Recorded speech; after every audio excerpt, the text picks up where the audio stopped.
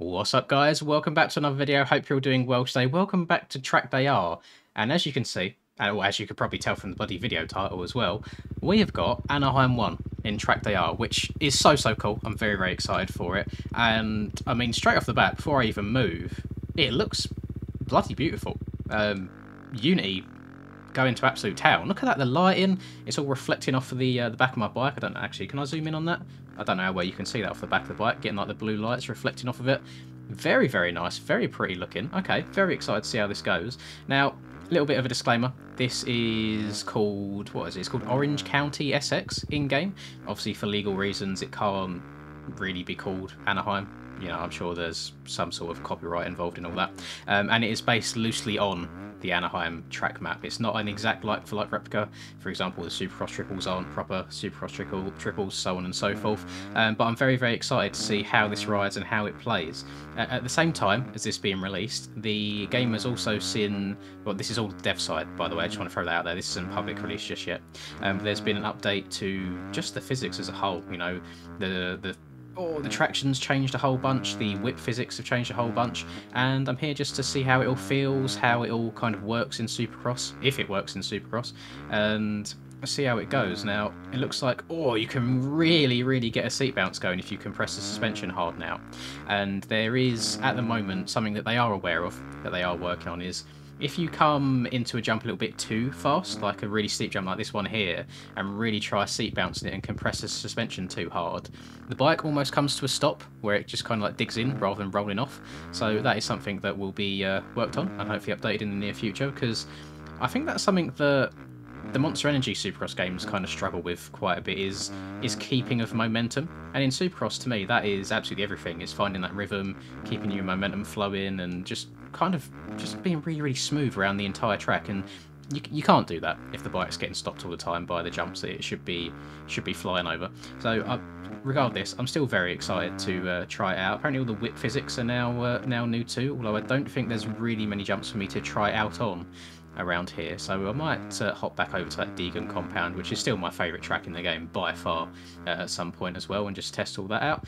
Maybe I'll see if I can get Rumsky on the dev build so we can do some multiplayer racing on some Supercross together, because I think that's probably the most fun I've had on this game so far, was playing multiplayer with Rum. It's so fun, so enjoyable, and I'm just trying to kind of ease my way around here. I'm not trying to go too over the top, go too fast, because we all know how painful crashes are in this game, where you have to run over to the bike and pick it up. Can I get... No, you see there, so the back end kind of digs in where it's super steep. But I did load up round 2 just before doing this, just to test out and see what the tracks are like in general. And the jumps on that seem a lot more forgiving. So there are things that can be done to alleviate the issues right now with the suspension compressing too hard. I've not actually messed with any settings on this game in regards to either turning or suspension wise on the bike. I've had a few people commenting on my previous TRACKDAYR videos asking for my setup, and I didn't actually know setup was a thing. I didn't know it even existed. So stock, I guess, other than changing my controller, like my button layout on my controller to kind of match MX bikes or MX Simulator a bit more, just to make me more comfortable. So the day I'm recording this is Friday, what's the day? Friday, oh god, it's Friday the 13th. Oh Jesus, that's not good. Today's the day that I'm going to be doing the MX Bikes Anaheim one as well, the aerial one. So didn't know it was Friday the 13th, but I guess it's the same day for everybody, so we'll see how it goes.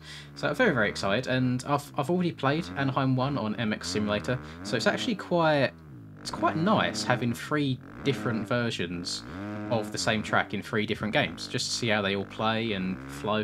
The sim one was quite nice, quite enjoyable. Some of the jumps were very easy. The whoops were diabolical. They was throwing me off all the time. If you saw that video, thank you very much for watching it. I do appreciate it. And one thing that's really cool about this game in particular, which is a bit different from the OpenGL games like Sim and MX Bikes, is if I hit some of these barrels, they do actually move. So a little bit of a throwback to like the old Reflex days as well. Remember when we got moving barrels in Reflex, and you'd play online, and if people had bad ping or bad connection, they'd lag over the berm and knock all the barrels onto the track and screw you over. And we still love the game. for some reason. I have no idea why, but there you go. The bales do move. I'm trying not to get into them as much as possible because I just really don't want to crash. I don't want to have to go through that pain. Can I get this triple now? Oh, that was nice. And then quad out. Oh, I didn't give her quite enough juice. You can see if you're nice and patient and if you find your flow, there is 100% a way of getting around here smoothly. One thing, whilst I'm not the biggest fan of TRACKDAYR's crashing and remounting the bike system, just in terms of me wanting to ride around and play the game casually rather than having to be like really careful and tiptoeing, it does add that small sense of realism in there are consequences for your actions. You know, like if you go too fast, if you try sending a jump that you're not 100% sure on, you will crash. You'll probably go over the bars and then you have to pay the consequence of like waiting 10 or so seconds before you can get going again. So I like it and I don't like it at the same time. But that's just me. I feel like I'm quite a picky person, but I do like my realism and I can't really pick and choose realism as and when I want it. So it makes sense. It makes sense for it to be in the game. I'm sure there was rumours at some point of having a mode in single player where you can just quick respawn rather than running over to it. But there's so many moving pieces in this game right now, like so many different things that they're trying to develop and add into it. They obviously, I think it's a 2 or 3 man team in terms of actual development wise. So trying to get everything done between 2 people I think is pretty crazy anyway, and I think they've done a very, very good job up till now, at least, of pushing out nice consistent updates.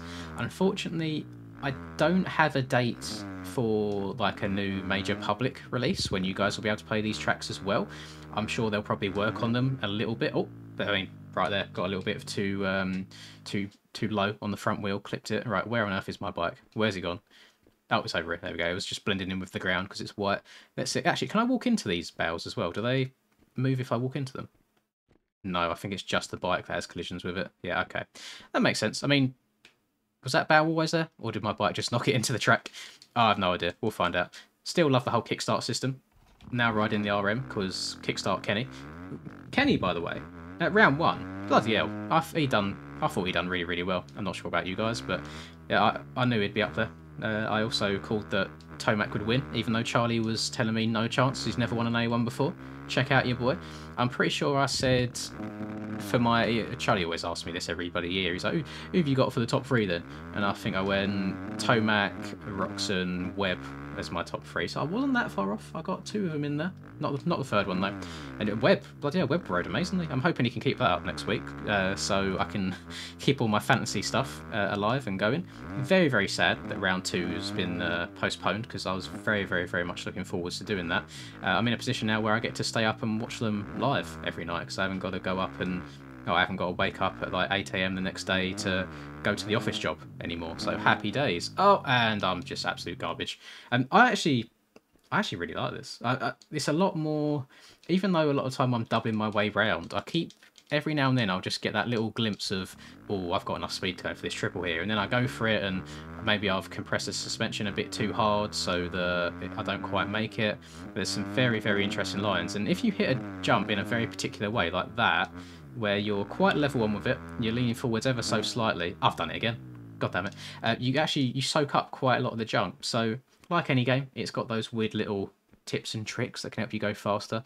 Am I going to make a bad decision here by trying to pick the bike up from the other side? No, that's fine. Lovely stuff. Overall, I think they've just done a really, really good job of building this. I mean, if you take the first Supercross track that they made in the game, which I think it was Indy Supercross, like how overscaled the jumps were, the transitions between everything wasn't very smooth, the berms just didn't feel like berms at all. They were walls that you was trying to jump into. Like, night and day difference. I have no idea if they've had someone else make this and then put it in the actual build, or if the devs have made it themselves, but really, really bloody good. But and I think it's one of them things where it just goes to show what is possible with like the latest engine and stuff. And I know it's probably never going to happen, but I would really, really love to see MX Bikes or Sim just move over from OpenGL at some point. I mean, Sim's been out 15 years now. God knows how long MX Bikes has been out. I need to do my homework and double check, but I feel like they're just due major overhauls at some point, and I'm surprised, especially from the Sim side, I'm surprised it's not happened, because JLV always seems quite on the ball with pushing out some fairly regular-ish updates. I mean, I mean, we've got football or soccer now. Sorry, in MX Bikes, in MX Simulator. God, I'm getting my games all messed up. So you can ride around on multiplayer with people and hit a ball back and forth. I think there's a server for that. I need to do that for a video at some point with a bunch of viewers. That'd be a good laugh, I reckon. Oh, maybe I'm going to write that down right now. I think that's a really good idea.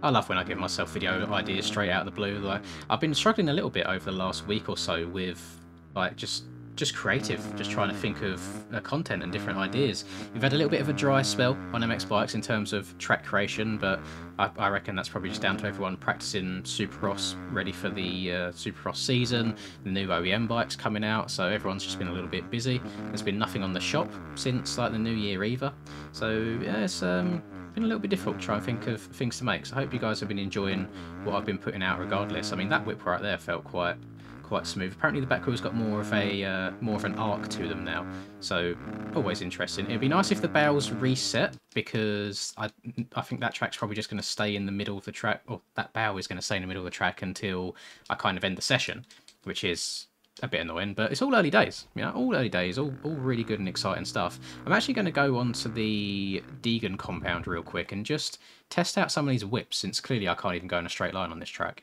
Alright, let's see what some of these whips end up looking like then. Let me get to a jump I can actually whip on for a start. This one is very, very small, but we'll test it. Ow! Oh, that's not a good start. Right, take number 2. What we got this time? Oh! Oh, survive. There we go. Now we're on a big jump. Oh, the bike doesn't feel as fast right now at all. I wonder if they've increased the roll resistance in terms of traction too, because the bike definitely doesn't seem to be carrying as much momentum as it used to, which I don't actually mind. I feel like before you could go so fast all the time.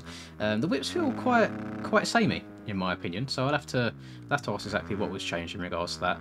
But yeah, the traction itself as a whole definitely does feel quite a bit different to what it did. I mean, I feel like the back end comes up a little bit more. Other than that, no massive changes. Jesus Christ, got a little bit of Huckenbuck right there. So I think my attempts of just getting super steezy have completely failed. So bit of an odd end to the video. I need to go and play some MX Bikes now, because otherwise I'm going to absolutely suck for the Supercross race tonight. I thank you in advance for everyone that went to the live stream before. I mean, just seeing this like 2 days after said live stream, but it's fine. We don't do things in chronological order on this channel. I hope you've enjoyed this video. As always, let me know if you're excited for the public release of those Supercross tracks. I certainly am. And I'm interested to see, especially over the next couple of months really, how the game grows and how the physics work out on Supercross, because if we can combine the looks with some really hot physics as well, I'm going to be a very happy man. So that'll do it from me. If you've enjoyed, as always, if I could ask you to drop that like and subscribe to the channel if you're new, I would greatly appreciate it. Ooh, that was a little bit steezy. Yeah, have a lovely rest of the day, whatever it is you're up to, and until I catch you in the next video, peace.